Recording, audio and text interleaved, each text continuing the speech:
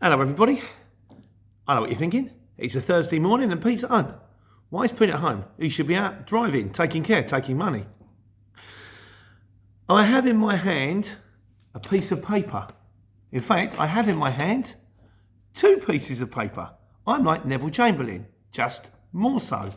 And this one says, congratulations, you have passed your large vehicle theory test.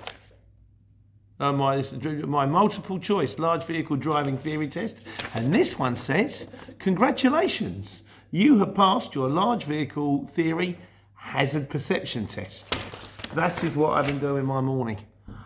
It's terrifying. I'm 51 years old nearly. And I'm sitting there, I feel like I'm a kid at school. So I thought I'd just do a quick one, let you know what it's all about. So basically, turn up. I got there an hour early just because I thought traffic or something goes wrong, and they kind of didn't come back later.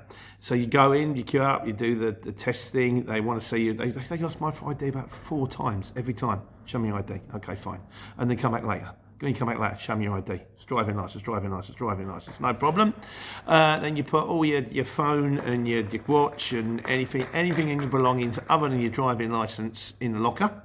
And then you go to the room next door and a lady checks out your driving licence to make sure you are who you say you are, and then you go and you sit in one of these cubicle things. You've got a cubicle and you've got a computer and you've got a little lockbox underneath it and you've got a mouse. And basically, the theory, the first one, the multiple choice, best thing to do with that, if you sign up with one of these firms, they'll give you an app. Do all the questions on the app. Just keep going and going and going until you've got 100% on all of them. Because when you get in there, they will ask you questions that aren't there. Don't get me wrong, it's multiple choice. If you went in cold, if you're a driver and you've got experience already, if you're like class 1 and you're class 2 and you go for class 1, there's probably a load that you know already. If you're like me, I'm 7.5 tonne, I'm going for my class 2, there are still ones that you are going to know.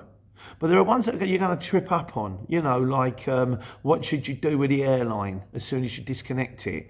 There are certain ones, and even then, one came up and it's sort of like, if you're on a ferry, what should you do? Should you, what are you not? What must you have? You must have, and I narrowed it down to 2 because I'd never had this question before. One of them said it had to be secure parking. It's on a ferry, of course it's going to be secure parking. And there was another one, and one of them said you must have access to a bunk or a cosh.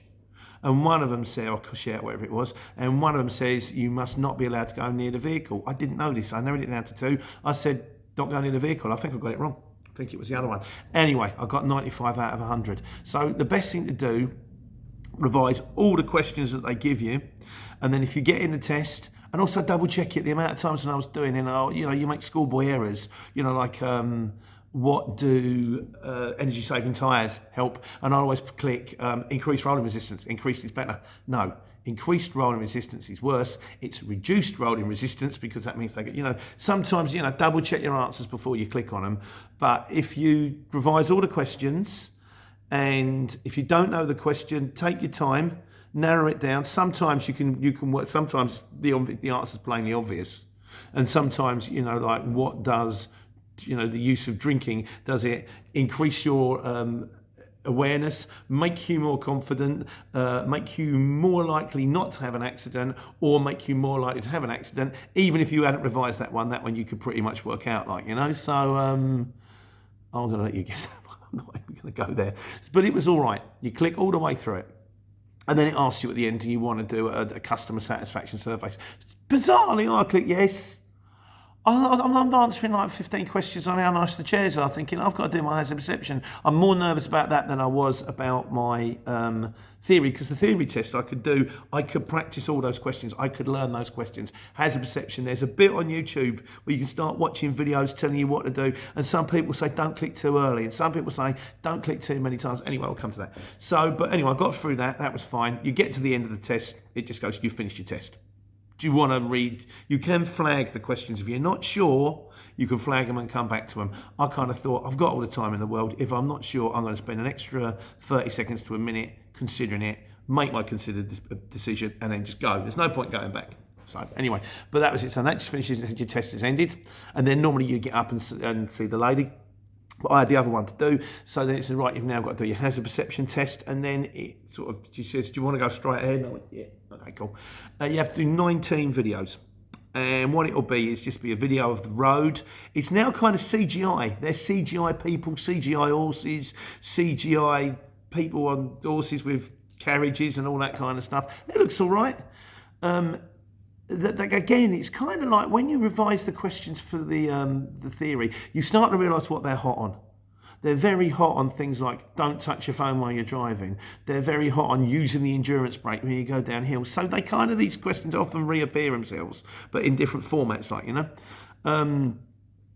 And again, with the theory test, you know, you're looking for side roads. You're looking for things coming quick out of side roads. You're looking for humpback bridges. You're looking for tractors. You're looking for, you know, bikes, motorbikes, kids on bikes, kids playing on the side of the road. You're looking for that kind of stuff.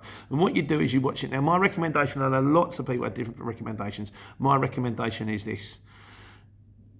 Look, keep looking. If you see what you think is a potential hazard, click. If it turns into a hazard, you see something flying beside you, click, give it a second, click, give it a second, click, give it a second. Don't click more than 10 times. If you click more than 10 times, it's a disqualification, I think. And don't sort of just randomly click all over the place. You don't have to move the arrow either. It's not like you go, oh, it's over there.